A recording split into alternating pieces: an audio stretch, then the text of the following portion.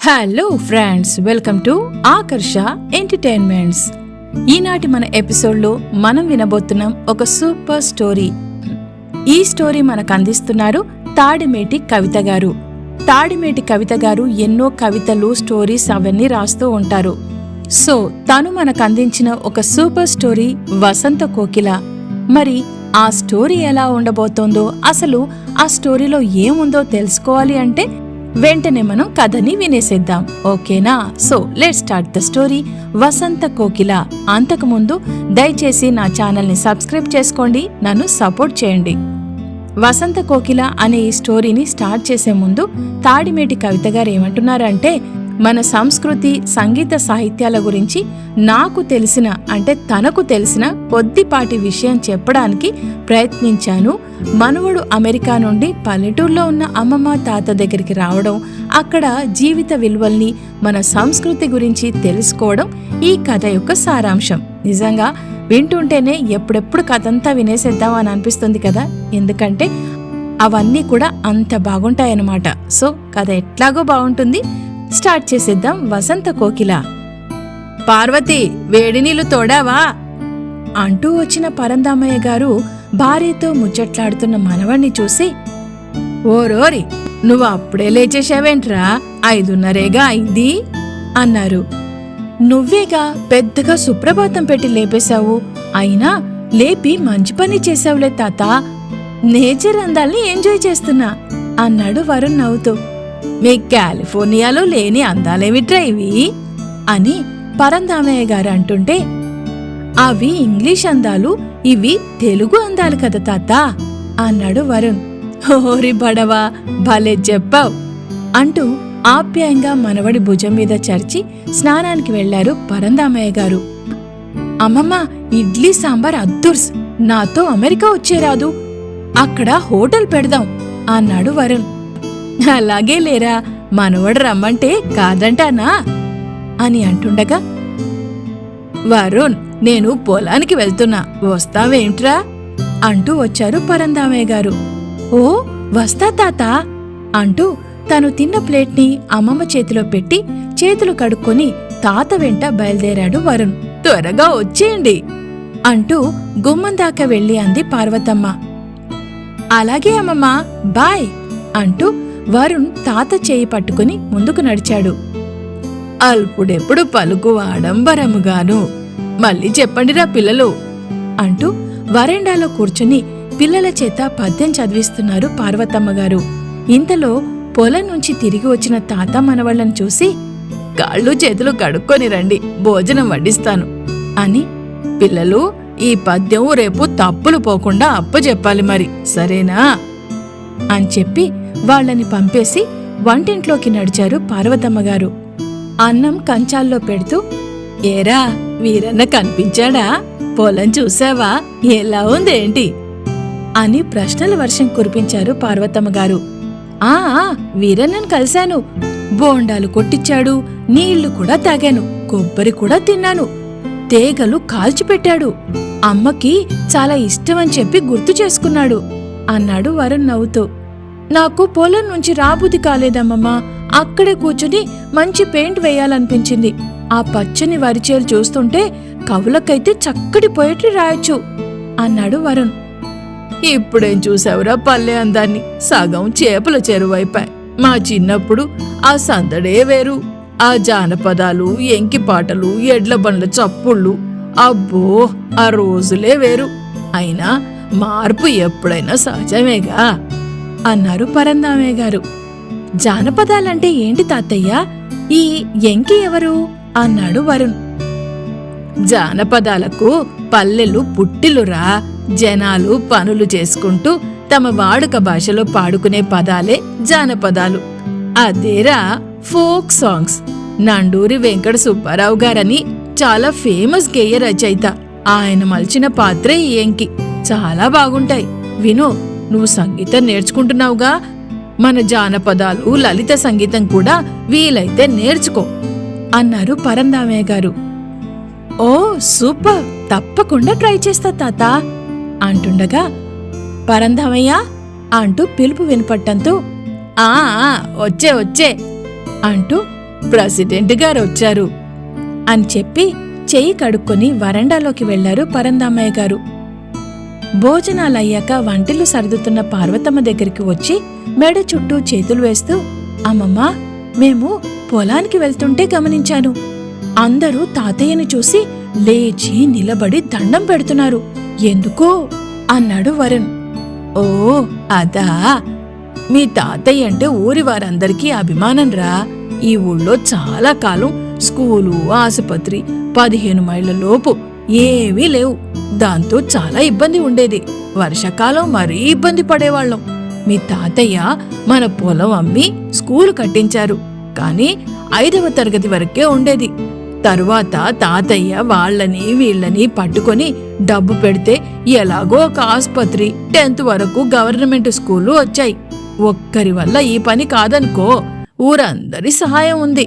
కాని అందరి కష్టాల్లో తోడుగా, వారి అవసరాల్లో అండగా ఉండే తాతయ్య అంటే అందరికీ అభిమానం రా. ఇప్పుడు మన ఊళ్ళో కాలేజీ పెట్టాలని తాత కోరిక. ఆ విషయం మాట్లాడ్డానికే ఇందాక ప్రెసిడెంట్ గారు వచ్చింది అన్నారు పార్వతమ్మ. వావ్, అమ్మ ఎప్పుడూ చెప్తున్నా ఇప్పుడు డైరెక్ట్గా చూస్తే అర్థమవుతోంది తాతయ్య గ్రేట్నెస్ అని అంటున్నప్పుడు పార్వతమ్మ గారి కళ్లల్లో వెలుగు వరుణ్ దృష్టిని దాటిపోలేదు.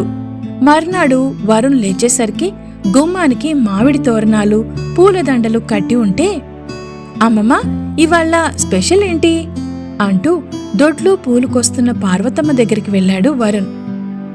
ఇవాళ ఉగాది కన్నా, త్వరగా స్నానం చేసి తాతయ్య నీకు కొత్త బట్టలు తెచ్చారుగా, కట్టుకురా అన్నారు పార్వతమ్మ గారు.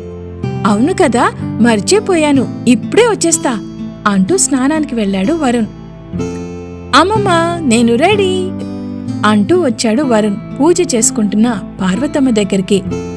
కొత్త బట్టల్లో దొరబాబులాగా ఉన్నావురా, ఉండు ఉప్పు తిప్పేస్తా అన్నారు పార్వతమ్మ గారు మనవణ్ణి చూసి మురుసుకుంటూ. ఇంతలో పూజ అయిందా అంటూ వచ్చిన పరందామయ్య గారితో, రండి హారతిస్తున్నా అంటూ దేవునికి హారతిచ్చి వాళ్ళిద్దరినీ కళ్ళకద్దుకోమన్నారు పార్వతమ్మ గారు. తరువాత ఇద్దరికీ ఉగాది పచ్చడి పెడుతుంటే, అమ్మమ్మ, ఇది నాకు నచ్చదు అంటూ గారాలు పోతున్న మనవడి తల మీద నిమిరి, ఇందులో వేప పువ్వు ఉంటుంది నాన్న, హెల్త్కి చాలా మంచిది. పైగా 6 రుచులున్న పచ్చడి. అన్ని రుచులు కలిసి ఈ పచ్చడి మంచి రుచినిచ్చినట్లే జీవితంలో కూడా అన్ని రకాల అనుభవాలు కలిస్తేనే అందం, ఆనందం అని మనకి గుర్తు చేస్తుందన్నమాట అంటూ మనవడి నోట్లో పచ్చడి పెట్టి తరువాత ఇద్దరికీ పార్వతమ్మ గారు ప్రసాదం పెట్టారు. ప్రసాదం తిని, ఏవోయ్, నేనలా పొలం వరకు వెళ్ళొస్తా అంటూ చెప్పులు తొడుక్కుంటున్న పరందామయ్య గారి వెనుకే వెళ్లిన పార్వతమ్మ అలాగే అన్నట్లు తలూపారు. కూరలు తరుక్కుంటున్న పార్వతమ్మ పక్కన కూర్చొని గారెలు తింటూ, అమ్మమ్మ, నిన్ను ఒకటి అడగనా అన్నాడు వరుణ్. ఏంట్రా, ఒకటి కాకపోతే 2 అడుగు అన్నారు పార్వతమ్మ. నువ్వు రోజు పూలు పెడతావు, దీపం వెలిగిస్తావు, ఏదేదో చదువుతావు, ఎందుకు? ఇందాక చదివిన శ్లోకం ఏంటి? దేవుణ్ణి నీ కోరికలు తీర్చమనా అన్నాడు వరుణ్. నాకు తెలిసింది చెప్తాను, వినే ఓపిక, ఇంట్రెస్ట్ ఉన్నాయా మరి నీకు అన్నారు పార్వతమ్మ. ఉండు అంటూ చెయ్యి కడుక్కొనొచ్చి అమ్మమ్మ చీర కొంగుకి తన చెయ్యి తుడుచుకొని ఆవిడ ఒళ్ళో తలపెట్టుకు పడుకొని, ఇంక చెప్పమ్మమ్మా అన్నాడు వరుణ్. అయితే నీ మొదటి ప్రశ్న పూలు. మనం ఇంట్లో ఎయిర్ ఫ్రెషనర్స్ వాడతాం కదా, పూలు ఇంట్లో పెట్టడం వల్ల న్యాచురల్ ఎయిర్ ఫ్రెషనర్స్ గా పనిచేస్తాయన్నమాట. అంతేకాకుండా రంగురంగుల పూలను చూస్తుంటే కళ్ళకి, మనసుకి ఆహ్లాదంగా ఉంటుంది కన్నా. ఇకపోతే భక్తిపరంగా పువ్వుల్లాంటి మన మనసుని భగవంతునికి అర్పిస్తున్నామని అనుకోవచ్చు. ఇక నీ రెండో ప్రశ్న దీపం. ఇంట్లో మనం మంచి నూనెతో దీపం పెడితే దాని నుంచి వెలువడే వాయువు ఒంటికి మంచిదంటారు. నువ్వొక దీపం వెలిగించి చూడు, ఇల్లు కలకలలాడుతుంది.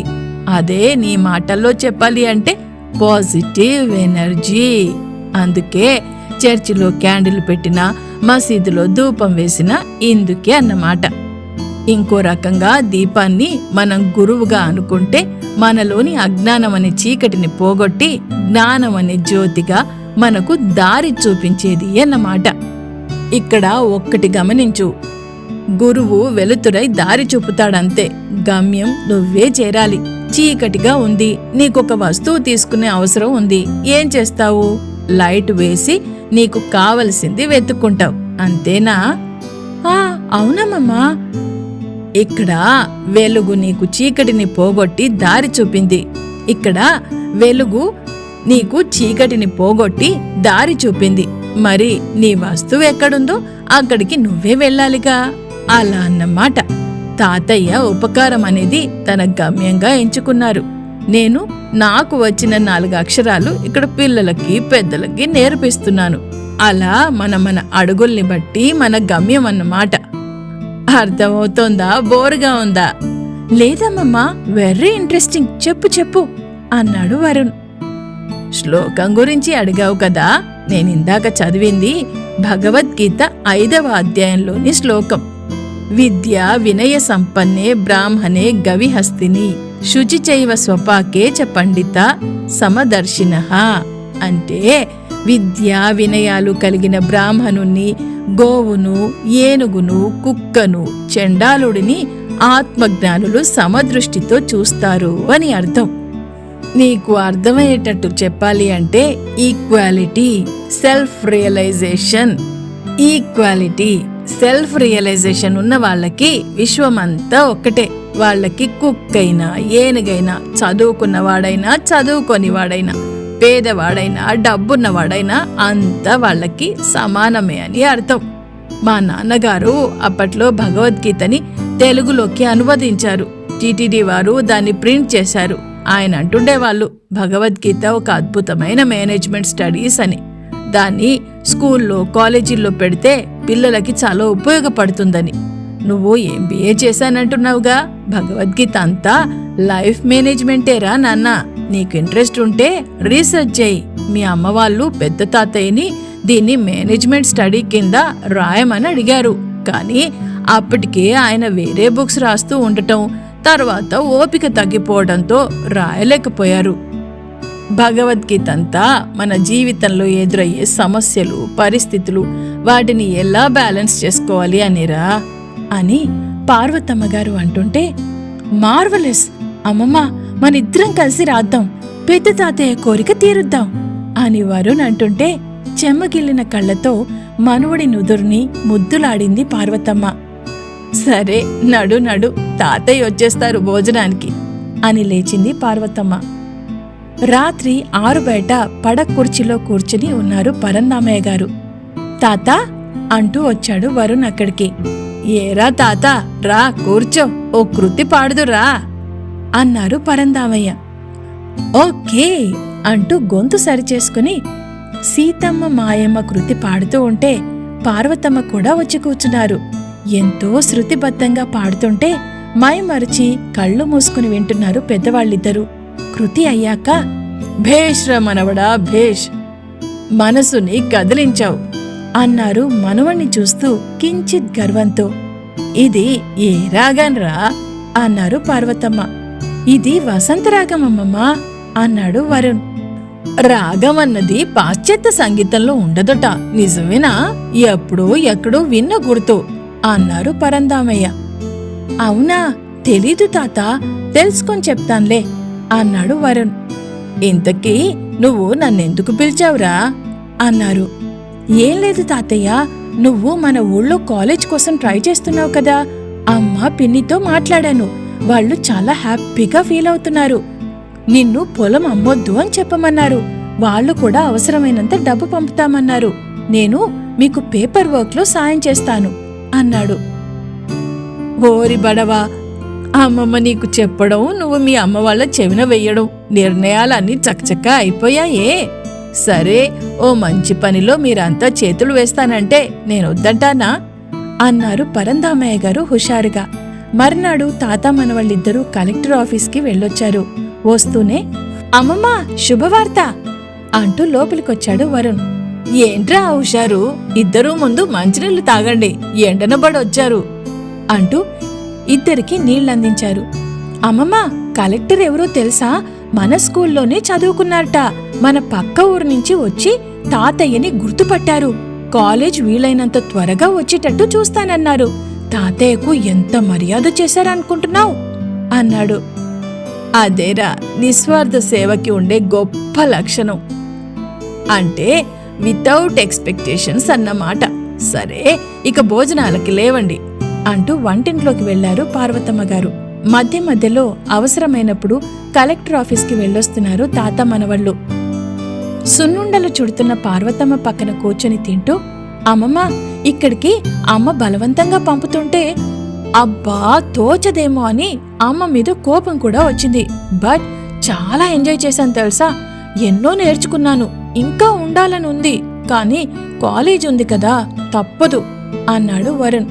బట్ ప్రతి ఏడు ఇదే టైంలో వస్తానమ్మమ్మా అన్నాడు వరుణ్. వసంత కోయిల్లాగానా అన్నారు పార్వతమ్మ. హా, వసంత మాసంలో వసంత కోయిల్లాగా వచ్చి వసంత గీతం పాడుతా అమ్మమ్మా అంటుంటే, ఓరోరి, చిత్రలేఖను సంగీతమే కాకుండా కవి కూడానా నా మానవుడు అంటూ మొటిమలు విరిచింది పార్వతమ్మ. ఇదిగో జంతికలు, ఒడియాలు, పచ్చళ్ళు, ప్యాకెట్లన్నీ సరిగ్గా పెట్టుకున్నావా అని పార్వతమ్మ గారు అంటుంటే టాక్సీ వచ్చేసింది. పదండి పదండి అంటూ హడావిడి చేశారు పరంధామయ్య గారు. టాక్సీలోంచి వరుణ్ తలూపుతుంటే, వసంత కోయిలా మళ్ళీ వస్తావుగా అన్నారు పార్వతమ్మ గారు. ఓ అని వరుణ్ అంటుంటే టాక్సీ కదిలింది రాజమండ్రి వైపు. విన్నారు కదా వసంత కోయిల.